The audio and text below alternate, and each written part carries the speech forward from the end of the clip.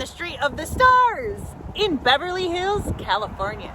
3 actors from the movie It's a Wonderful Life used to live on this very street, as did Lucille Ball from I Love Lucy, and so many others, countless others. We're going to show a bunch of them to you, and we cordially invite you to come along for the adventure. Come along.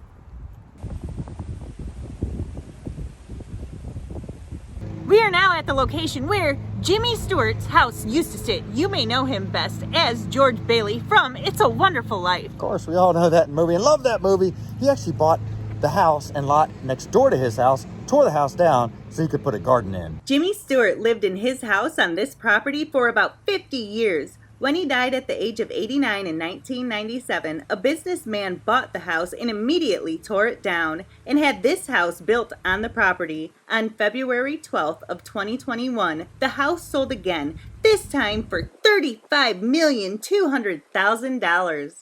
We are now at Madonna's former residence. She lived here for about 5 years. She purchased the house through Diane Keaton, who lived here for almost 4 years. Yeah, this house is pretty large. It's about 6,500 square feet. It's got 7 bedrooms. It's got 8 bathrooms. It's got a fireplace. It's got a pool. It's got everything. And it's also got a high price tag. Guess how much this house sold for back in 2012? $16.5 million. The home was originally designed by architect Wallace Neff, but was later completely redesigned into the current Spanish style by Diane Keaton. It was first owned by actress Betty Grable, who was also a pin-up girl who became very popular in the 1940s, and her husband Harry James, who played the trumpet in a big band in the 1940s. The house has been featured in Architectural Digest.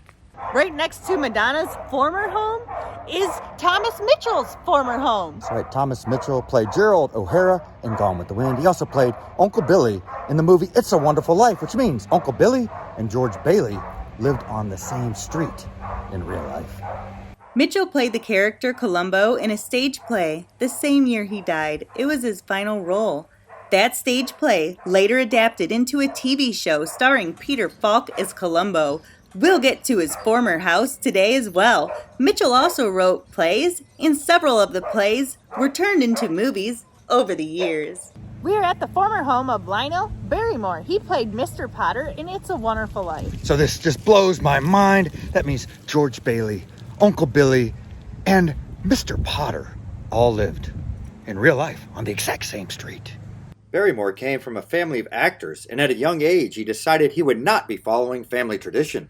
He spent several years in Paris studying painting. As time went by, he realized painting wasn't going to pay the bills for him, so he moved back to the United States to give acting a try.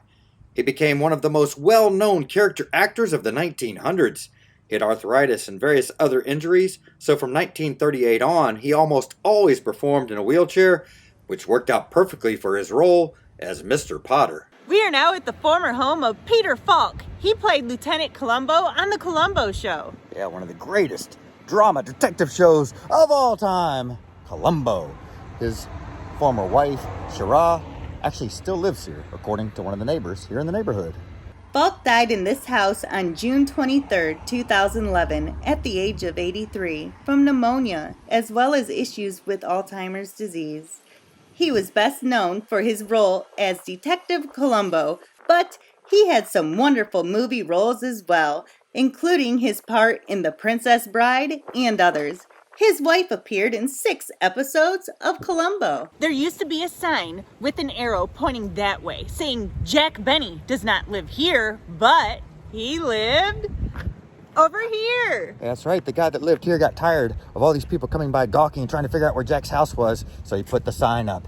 Now, Jack apparently used to keep 8x10 glossy pictures of himself in a drawer by the door. When fans would come knock on the door to say hello, he would sometimes answer the door, sign the glossy, and give it to the fans. He was one of the biggest radio stars of all time with his radio show, The Jack Benny Program, which was on air from 1932 through 1955.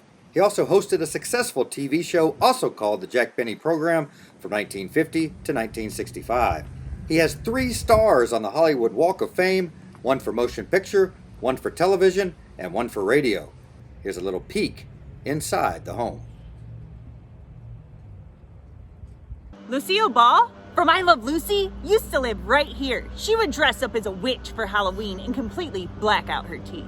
She would stand right there at the door, give out candy to whoever came up to the house to get candy, or at least all the kids at least. I don't know about adults. She probably wouldn't give it to the adults. Now, Jack Benny, we showed you his house earlier, right over there. He lived right next door. One time, he came sneaking over here at dinner time. Lucy and her family were sitting down to eat dinner. He came charging in with his violin in full gear and started playing. He had the bus routes for the Star home tours all planned out in his head. So he was going to avoid that bus route and get back to his house. But he got home and the door was locked. He was stuck outside when a tour bus came by. Ball decided to pursue acting at an early age. She left high school when she was 15 years old and went to drama school in New York. Her teachers at the school did not believe she was very talented and weren't afraid to share their opinions. She used the comments as motivation, which made her try even harder to be successful. In 1951, I Love Lucy premiered, and the rest, as they say, is history. We are at the former home of Agnes Moorehead. She played the mother-in-law in Bewitched. This was also once the home of legendary actor Spencer Tracy. He holds the record for most nominations, Academy Award nominations, with 9. He won the Academy Award twice. Tracy was a bit of a handful in school. His bad behavior got him thrown out of 15 different grade schools. He matured a lot when he got to high school, where he made good grades and had thoughts of becoming a priest.